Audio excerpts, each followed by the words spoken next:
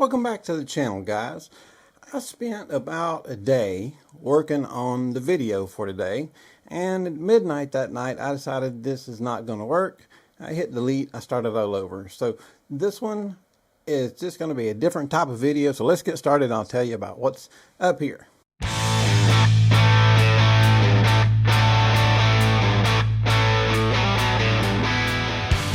So, I got to thinking, photographers and people in general, but this is speaking to photographers. We're kind of a selfish group of people. We know the camera we want. We know the camera that's best. We define ourselves by our cameras, by our very tools that we use, knowing that they're just tools. I've been shooting since 1983. I started out with 35mm, then the medium format on up, weddings for years, and the last 15-20 years has been all full frame. I started the YouTube channel a little over 2 years ago, and I had always been all Canon, but as I started the YouTube channel, I found some Lumix gear that I really started liking, and over the last 2 years I've really progressed a long ways with Lumix. I've gone through a lot of their cameras. We're recording right now on a Lumix G9 Mark II, a camera I love, a camera that I would have never considered 4 years ago. I probably wouldn't have had it if you gave it to me. But now that I've retired from weddings, I see things from a different perspective. And photographers, we're in an odd group. We're the only people that are kind of defined by our tools. If you're a Canon guy, you're a Canon guy. It's like when you shoot pictures for somebody and you give them their pictures and they take them and they look at them and they go, wow, you have a great camera. What a fantastic camera you have. Look what it did with my pictures. Your camera is so amazing. And you're like, yeah, the camera is important, but most of the reason your pictures look good is because of the knowledge of me knowing how to set my camera. Of course, you don't say this, but it's there. It's kind of like my dad. He can do anything. He built his own house. I don't think anybody's ever came up to him and said, what a fantastic job you built on your house. What kind of hammer did you use? I've got to have a hammer like that because that is obviously the best hammer ever to build a house. I want that exact hammer. It's by far the best. I don't think anybody's ever done that. But yet as a photographer, if you're a Canon guy for years, everybody else is just terrible. I blow this a little bit out of proportion, but Canon versus Nikon, Olympus and Lumix, you got all these little competitions going on. And everybody's kind of jumped and picked their team. When really, we're all using a tool that is best for what we're doing at the time. Now, I shot weddings in my entire 42-year career as a photographer. I always had gear that would photograph a wedding appropriately, as you should. But we get so sidetracked to what we're doing. Like, okay, what's the best camera that's out right now? Some people might want to go, go up to somebody, what's the best camera that's out right now? Oh, let me look.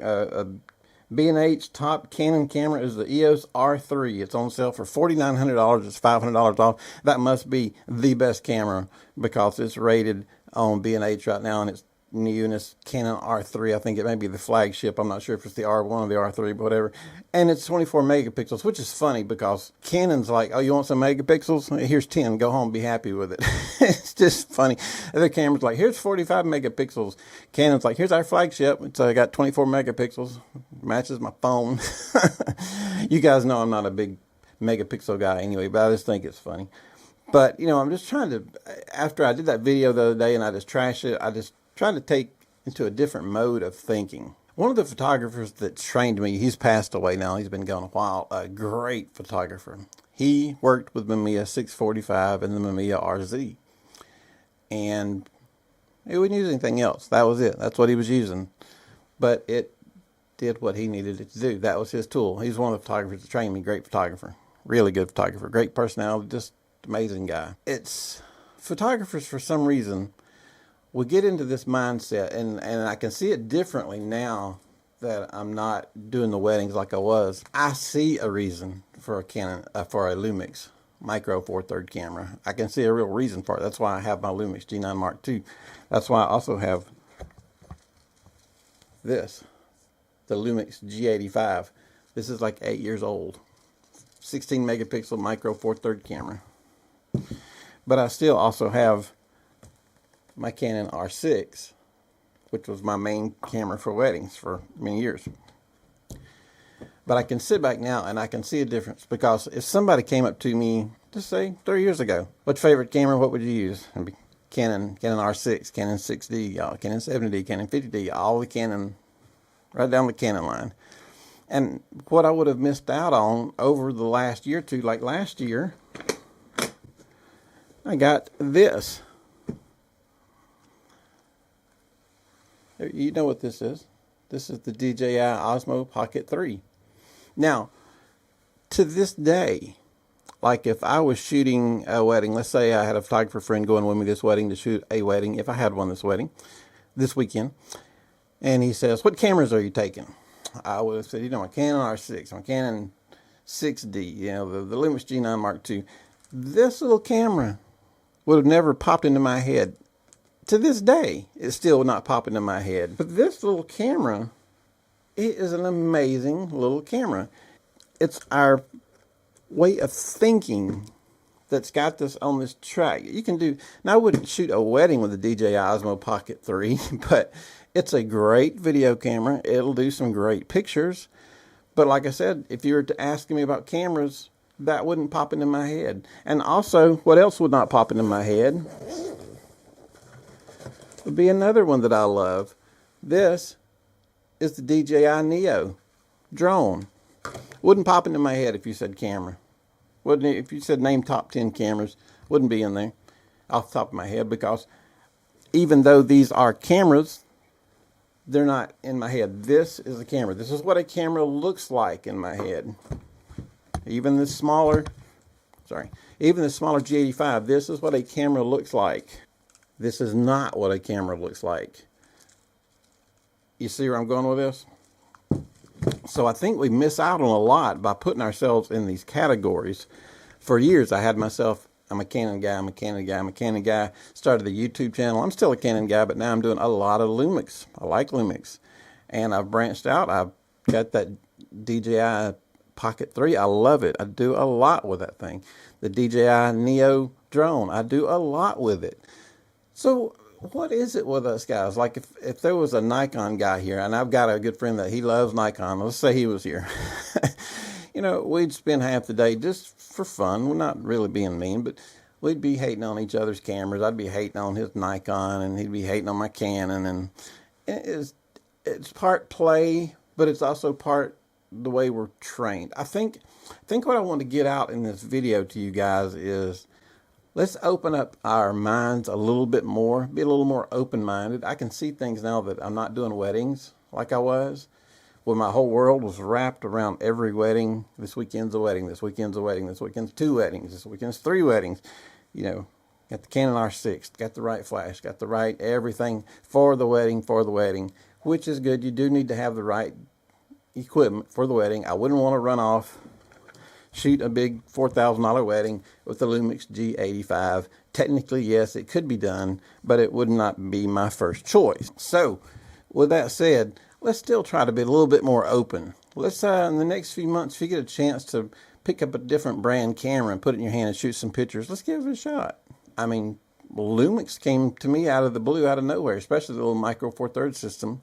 Again, a few years ago, I would have laughed you out. Now I've got couple of them. I love them. They're great. They do all kinds of stuff. And no, they don't match the low light of my Canon R6, but there's so much more to life than just low light. And we're missing out on so much with this narrow train of thought that we put ourselves in. And anyway, I didn't mean for this to get all serious video, but you know, I just want to take the opportunity. I've been doing this for over 42 years, and I've seen a lot of things.